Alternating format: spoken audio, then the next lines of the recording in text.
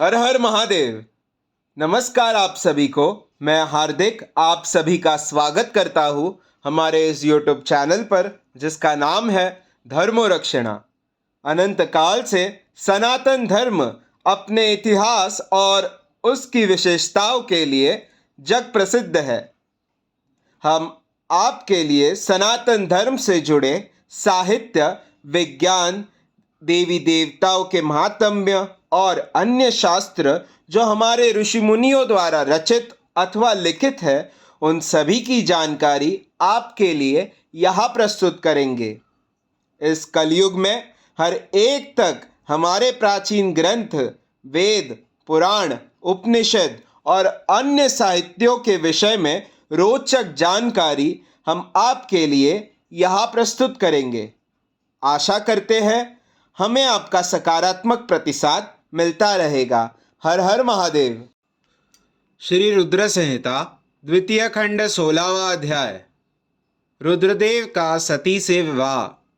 ब्रह्मा जी बोले, श्री विष्णु सहित अनेक देवी देवताओं और ऋषि मुनि द्वारा की गई स्तुति सुनकर सृष्टिकर्ता शिवजी ने प्रसन्नतापूर्वक हम सबके आगमन का कारण पूछा।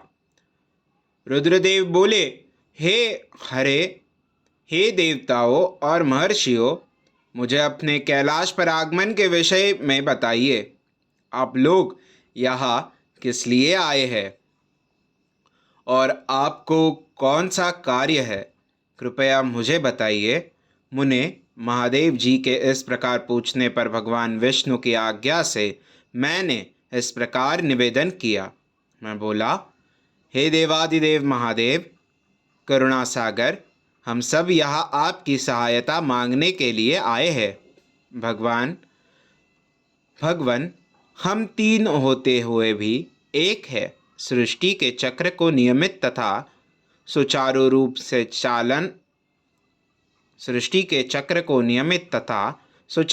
से चलाने के लिए हम एक दूसरे के सहयोगी की तरह कार्य करते हैं। हम एक दूसरे के सहायक हैं। हम तीनों के परस्पर सहयोग के फलस्वरूप ही जगत के सभी कार्य संपन्न होते हैं। महेश्वर, कुछ असुरों का वध आपके द्वारा, कुछ असुरों का वध मेरे द्वारा तथा कुछ असुरों का वध श्री हरि द्वारा निश्चित है। हे प्रभु, कुछ असुर आपके वीर्य द्वारा उत्पन्न हुए पुत्र के द्वारा हे प्रभु, कुछ असुर आपके वीर्य द्वारा उत्पन्न पुत्र के द्वारा नष्ट होंगे। हे भगवान, आप घोर असुरों का विनाश कर जगत को स्वास्थ्य व अभय प्रदान करते हैं। हे प्रभु, सृष्टि की रचना, पालन और संहार ये तीनों ही हमारे कार्य है। यदि हम अपने कार्य सही तरह से नहीं करते तो हमारे अलग अलग शरीर धारण करने का कोई उद्देश्य ही नहीं रहेगा। हे देव, एक ही परमात्मा महेश्वर तीन स्वरूपों में अभिव्यक्त हुए हैं। वास्तव में शिव स्वतंत्र है। वे लीला के उद्देश्य से सृष्टि का कार्य करते हैं। भगवान विष्णु उनके बाएं अंग से प्रकट हुए हैं। मैं ब्रह्मा उनके दाएं अंग से प्रकट हुआ हूँ। रुद्रदेव उनके हृदय से प्रकट हुए हैं, इसलिए वे ही भगवान शिव का पूर्ण रूप है। उनकी आज्ञा के अनुसार मैं सृष्टि की रचना और विष्णु जी जगत का पालन करते हैं। हम अपना कार्य करते हुए विवाह कर सप्तनिक हो गए हैं। अतः आप भी विश्व हित के लिए परम सुंदरी को पत्नी के रूप में ग्रहण करें। हे महेश्वर, पूर्व काल में आपने शिव रूप में हमें एक बात कही थी। आपने कहा था, मेरा एक अवतार तुम्हारे ललाट से होगा जिसे रुद्र नाम से जाना जाएगा। तुम ब्रह्मा सृष्टिकर्ता होगे, भगवान विष्णु जगत का पालन करेंगे, मैं शिव सगुण रुद्र रूप संहार करने वाला होऊंगा। एक स्त्री के साथ विवाह करके लोक के कार्य को सिद्ध करूंगा। हे महादेव, अब अपनी कही बात को पूरा कीजिए। हे प्रभु, आपके बिना हम दोनों अपना कार्य करने में समर्थ नहीं है। अतः प्रभु, आप ऐसी स्त्री को पत्नी रूप में धारण करें जो कि लोकहित के कार्य कर सके। भगवान, जिस प्रकार लक्ष्मी विष्णु की और सरस्वती मेरी सहधर्मिणी है, उसी प्रकार आप भी अपने जीवन साथी को स्वीकार कीजिए। मेरी यह बात सुनकर महादेव जी मुस्कुराने लगे और हमसे इस प्रकार बोले। उन्होंने कहा, हे ब्रह्मा, हे विष्णु, तुम मुझे सदा से अत्यंत प्रिय हो। तुम समस्त देवताओं में श्रेष्ठ तथा त्रिलोक के स्वामी हो, परंतु मेरे लिए विवाह करना उचित नहीं है। मैं सदैव तपस्या में लीन रहता हूँ। इस संसार से मैं सदा विरक्त रहता हूँ। मैं तो एक योगी हूँ जो सदैव निवृत्ति के मार्ग पर चलता है। घर गृहस्थी से भला मेरा क्या काम? मैं तो सदैव आत्मरूप हूँ जो माया से दूर है, जिसका शरीर अवधूत है, जो ज्ञानी आत्मा को जानने वाला और कामना से शून्य हो, भोगों से दूर रहता है, जो अविकारी है, भला उसे संसार में स्त्री से क्या प्रयोजन है? मैं तो योग करते समय ही आनंद का अनुभव करता हूँ। जो मनुष्य ज्ञान से रहित है, वे ही भोग को अधिक महत्व देते हैं। विवाह एक बहुत बड़ा बंधन है, इसलिए मैं विवाह के बंधनों में बंधना नहीं चाहता। आत्मा का चिंतन करने के कारण मेरी लौकिक स्वार्थ में कोई रुचि नहीं है।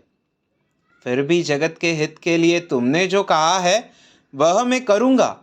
तुम्हारे कहे अनुसार मैं विवाह अवश्य ही करूँगा, क्योंकि मैं सदा अपने भक्तों के वश में रहता हूँ। परंतु मैं ऐसी स्त्री से विवाह करूँगा जो योगिनी तथा इच्छानुसार रूप धारण करने वाली हो।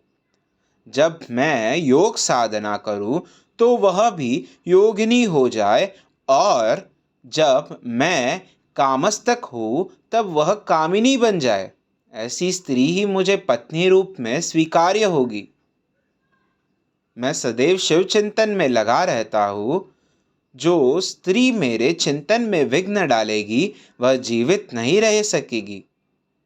मैं विष्णु और ब्रह्मा, हम सभी शिव के अंश हैं, इसलिए हम सदा ही उनका चिंतन करते हैं।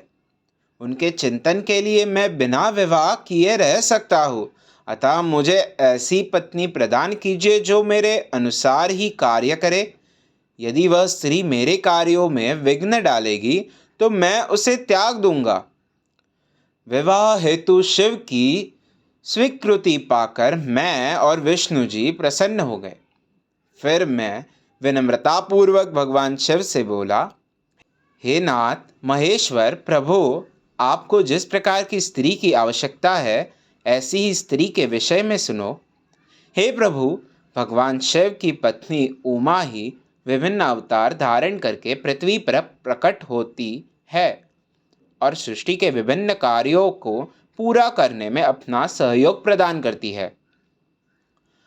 उन्हीं देवी उमा ने लक्ष्मी रूप धारण कर श्रीहरि को वरा। सरस्वती रूप में वे मेरी अर्धांगिनी बनी। अब वही देवी लोकहित के लिए अपने तीसरे अवतार में अवतरित हुई है। उमा देवी प्रजापति दक्ष की कन्या के रूप में अवतार लेकर आपको पति रूप में पाने की इच्छा लिए घोर तपस्या कर रही है। उनका नाम देवी सती है। सती ही आपकी भार्या होने के योग्य है। वे महातेजस्विनी ही आपको पति रूप में प्राप्त करेंगी। हे भगवान, आप उनकी कठोर तपस्या को पूर्ण करके उन्हें फलस्वरूप वरदान प्रदान करिए। उनका तपस्या का प्रयोजन आपको पति रूप में प्राप्त करना ही है। अतः प्रभु, आप देवी सती की मनोकामना को पूरा कीजिए। आप सभी देवी देवताओं की हम सभी देवी देवताओं की यही इच्छा है। हम आपके विवाह का उत्सव देखना चाहते हैं। आपका विवाह तीनों लोकों को सुख प्रदान करेगा तथा सभी के लिए मंगलमय होगा। तब भगवान शिव बोले, आप सबकी आज्ञा मेरे लिए सबसे ऊपर है, क्योंकि मैं सदैव अपने भक्तों के अधीन हूँ।